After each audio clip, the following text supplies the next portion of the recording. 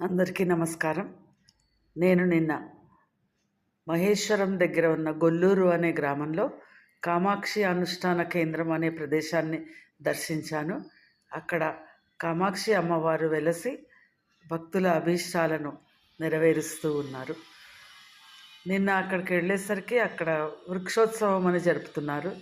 చాలా పెద్ద పెద్ద పండితులు అందరూ అక్కడ స్పీచెస్ ఇచ్చారు. తర్వాత అమ్మవారి గుడి ఎంతో ప్రశాంతంగా ఉంటుందట. మామూలుగా జన సమర్థన లేని ప్రదేశం అది.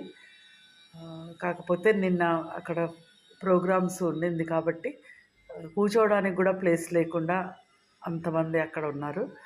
తర్వాత అక్కడ నేను అమ్మవారి దయతోటి సౌందర్యలహరి శ్లోకాలు కొన్ని ఒక 2-3 అమ్మవారి కీర్తనలు పాడడం జరిగింది. తర్వాత అందరం కలిసి అక్కడ లలితా సహస్రనామం చదివాము. చాలా బాగుందండి అమ్మవారు. తప్పకుండా మీరందరూ దర్శనం చేసుకొని ఆవిడ ఆశీస్సులు అనుగ్రహం పొందగలరని భావిస్తున్నాను.